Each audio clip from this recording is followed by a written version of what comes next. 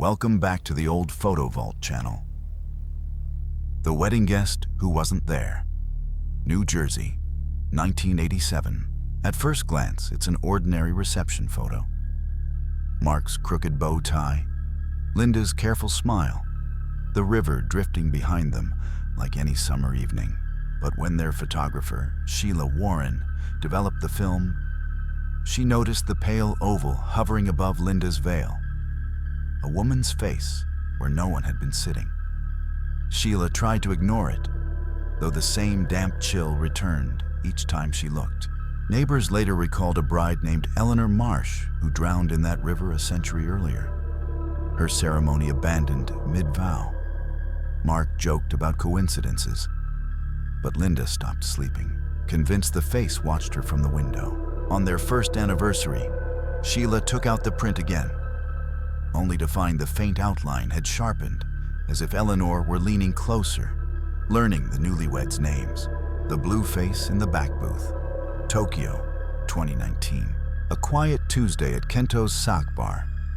Steamed rice, lacquered walls, the soft clatter of chopsticks settling everyone into their usual comfort.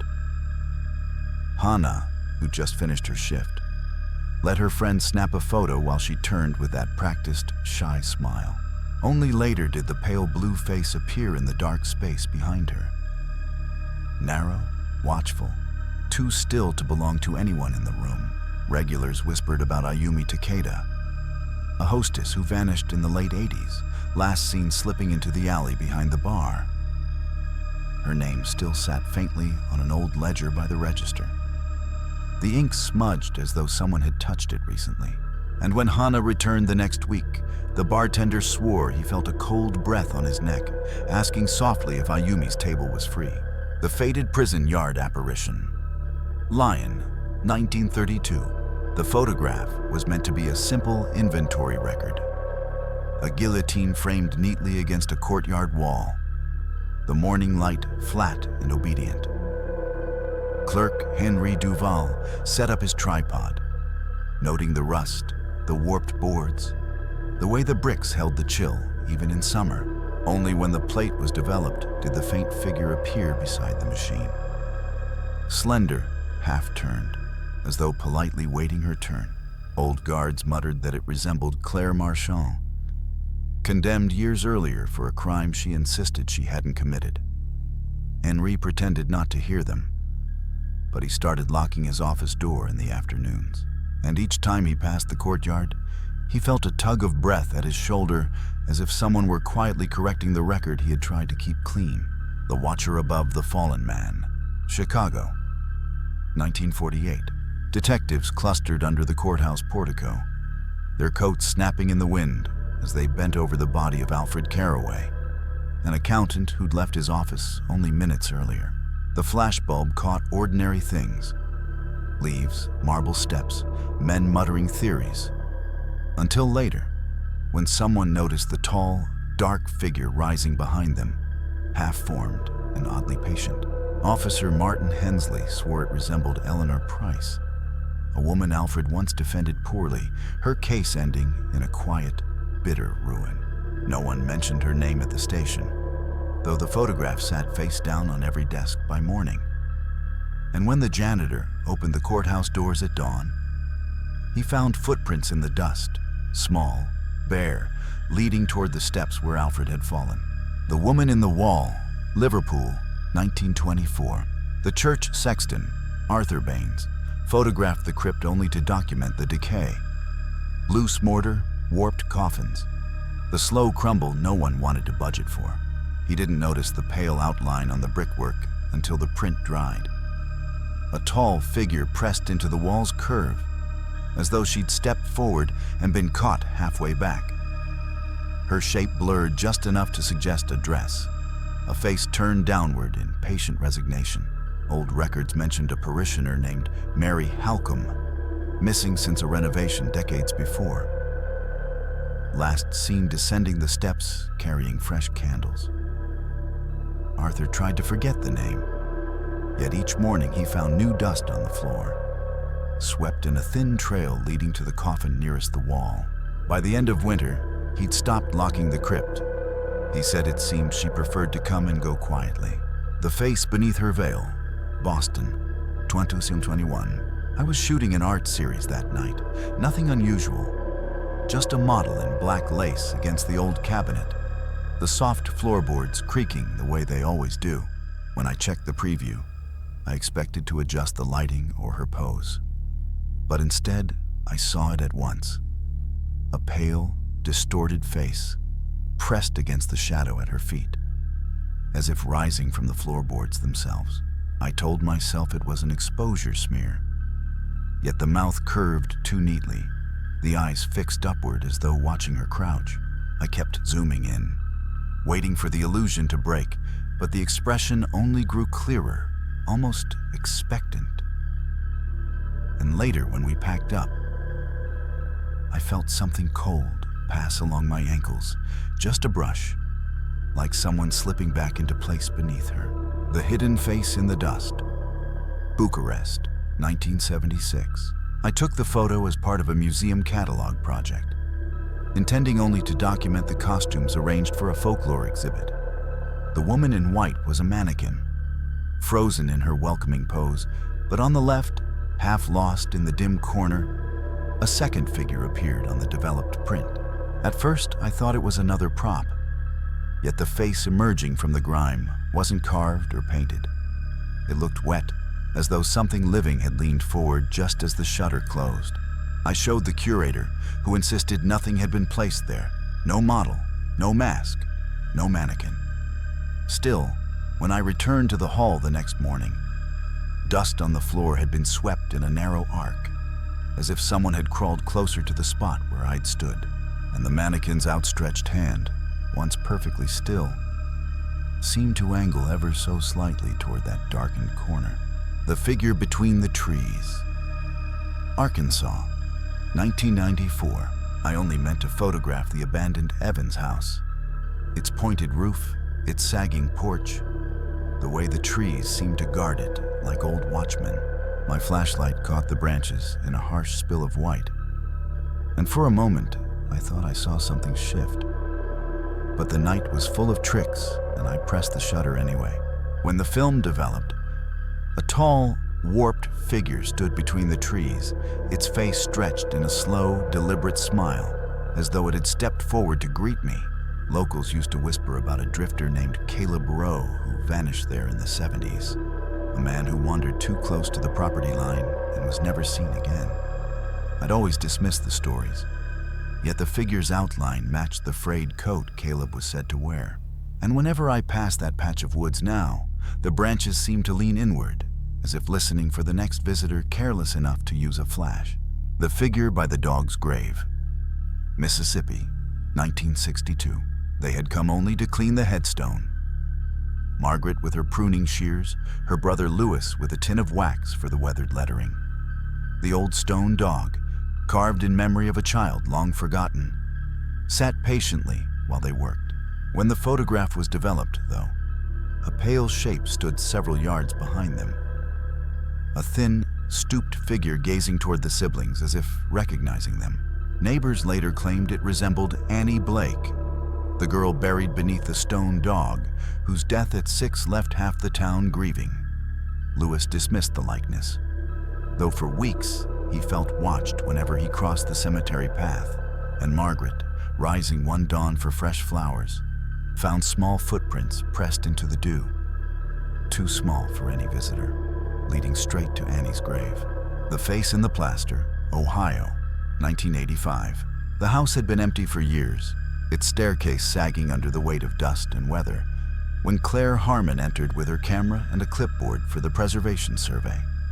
She moved carefully, noting the peeling paint, the exposed lathe, the window that somehow still clung to its frame. Only after she developed the film did she see the faint, pale face blooming in the ceiling plaster, soft features, half-formed, watching the stairs as if expecting someone to climb. Local records spoke of a boy named Eli Turner, who vanished in that house during a winter storm decades earlier, last heard calling down the stairwell. Claire tried to dismiss the story, though she found herself glancing upward each time she returned. And once, Standing at the foot of the steps, she felt a thin draft descend across her cheek, like a whisper trying to remember its own name. The child's face in the lichen, Tennessee, 1939. Aside from the moss and weathered stone, the twin markers looked ordinary when the caretaker, Edwin Cole, walked his nightly rounds. He paused only because the left headstone seemed lighter under the moon, its surface shining faintly as if freshly scrubbed. By morning, when he photographed it for the cemetery ledger, a small face appeared in the discoloration. Round cheeks, dark eyes, the suggestion of a child peering out from the stone. Old parish books mentioned the graves belonged to siblings, Nora and James Latimer, who died weeks apart during a fever outbreak. Edwin tried not to dwell on the stories, yet every night he sensed movement near the twin markers. Once, bending to clear fallen leaves, he heard a soft tapping inside the stone. 2 knocks, then 1, as though someone small were answering a question he hadn't meant to ask. The face in the flooded room. Berlin, 1945. The young soldier, Victor Savalin, had stepped into the ruined apartment only to record its condition. Soaked floor cushions, broken chairs, the sour smell of smoke curling from the walls. His comrade snapped the photograph without ceremony, catching Victor mid-stride as he surveyed the mess. But when the print dried, a faint face surfaced in the murky lower corner. Eyes half open, mouth slack, as if someone lay just beneath the waterlogged fabric. Rumors whispered that the previous tenant, a seamstress named Clara Hoff, had refused to leave during the shelling and was never found after the bombardment. Victor tried to shrug off the thought, yet each time he passed the doorway, he felt a tug at his boot, as though something below were trying to rise enough to be recognized. The dancer, no one remembered. New York, 1951. The club's photographer, Raymond Cole, had been snapping routine promotion shots, chorus girls in sequins, patrons laughing into their cocktails, the kind of pictures meant to assure the world that glamour still lived on West 52nd Street. In one frame, star performer Lila Hart leaned against the wall, perfectly lit, perfectly poised. But behind her, wavering between 2 dancers, stood a pale woman in an older-style gown, her features soft and unfocused, as though she were trying to keep time with music no one else could hear. Some of the older staff whispered it looked like Evelyn Moore, a chorus girl who'd vanished after a backstage fire in the late 30s, her name quietly erased from the program books. Raymond tried to laugh it off, yet every time he returned to the club, he noticed a faint perfume, old roses, drifting through the crowded room. And once, while reviewing his negatives alone, he swore he heard a single heel tapping lightly behind him, waiting for her cue. The extra student in the back, Bandung, 2003. It was supposed to be a simple class photo. 7 boys lined up with their unclung instruments, their teacher waiting just out of frame. The fluorescent lights hummed, someone cracked a joke, and the shutter clicked without anyone thinking twice. But when the picture was printed, an 8th face appeared between 2 boys on the right. Thin, grayish, its eyes too deep set to belong to any student present that day.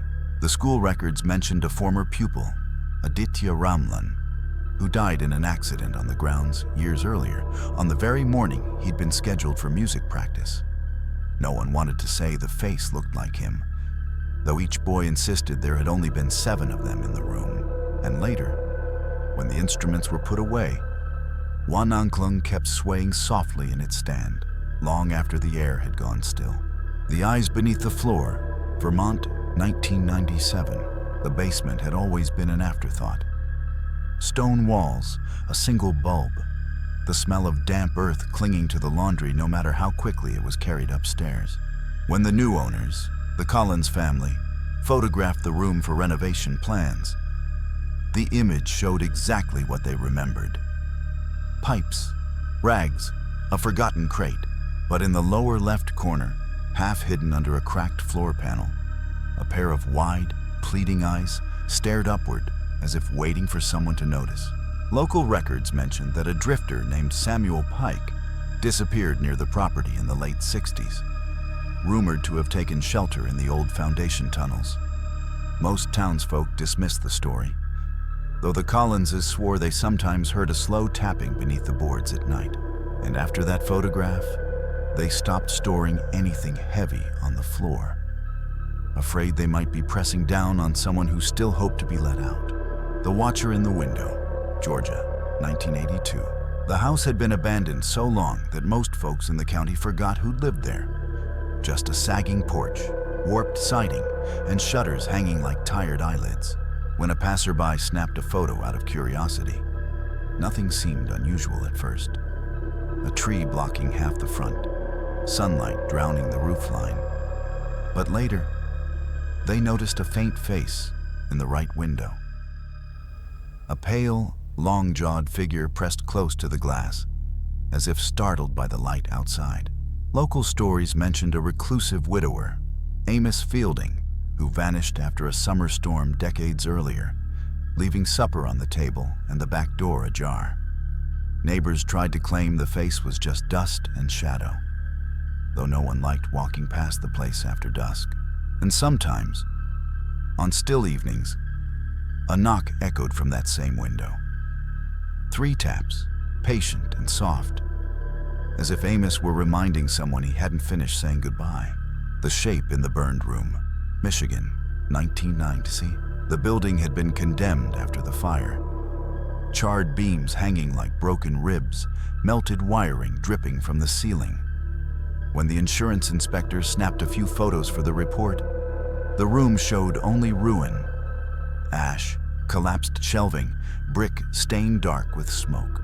But on the back wall, just above the scorched counter, a pale silhouette appeared, stretched along the bricks as if someone had collapsed there and never quite risen. Old employees whispered about a night watchman named Gerald Pike, who disappeared during the blaze, though no remains were ever found. The inspector tried to shrug off the resemblance, yet he kept noticing the way the soot around the shape refused to smear, as if it clung to the outline on purpose. And as he backed out of the room that final day, a faint crackle echoed through the rafters. Too soft for fire, too deliberate for wind, like someone turning to follow him out. The Girl on the Porch, Texas, 1974. The photo was meant to show the new streetlight the city had installed. Just a quick snap before the crew clocked out. The frame caught the sidewalk, the corner house, the pale stone siding glowing under the bulb's weak blush. No one noticed the girl standing on the porch, her nightdress hanging straight as paper, her gaze fixed toward the camera as though she'd been waiting for it. Neighbors said she resembled Emily Carver, a child who'd lived there decades earlier and died during a winter illness, her room facing that same porch.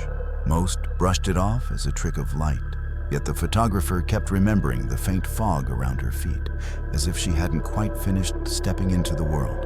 And weeks later, when he passed the house again, a small handprint smudged the inside of the porch window, fresh and far too high for any child still living there. The Veiled Shape in the Hallway, Pennsylvania, 1968. The homeowner, Marjorie Lynn, had taken the photograph only to document water damage. Peeling paint, sagging wallpaper, the ceiling bowing under years of neglect. She didn't notice anything unusual until the print came back from the drugstore. In the dark doorway at the end of the hall, a tall, draped figure stood as if listening for her return. The damp folds of fabric hanging across the ceiling seemed to point directly toward it. Like a path someone had followed too often, neighbors whispered that the house once belonged to Ada Wexler, a reclusive seamstress who vanished one winter night, leaving half-finished dresses scattered through the rooms. Marjorie tried to forget the tale, though she swore the hallway smelled faintly of old starch whenever she passed it. And on the last night before she moved out, she heard the soft rustle of fabric behind her, followed by the feeling that someone tall and patient was waiting for her to turn. Tonight's pictures started as ordinary snapshots: living rooms, porches, basements, old halls. And yet, in the corners and reflections, something else kept looking back. Maybe it's tricks of light. Dust on the lens, our minds filling in what we're afraid to see. Or maybe some people don't leave quietly, and these photographs are the moments they slipped and forgot to hide. If you notice details I missed, a face, a hand, a shadow, tell me in the comments. And if you've ever taken a picture that changed once you looked at it later, share your story, or your photo, if you dare. Don't forget to like this video, subscribe to the channel, and ring the bell so you don't miss the next set of haunted images. Until then, check your own photos twice. Someone else might be in them.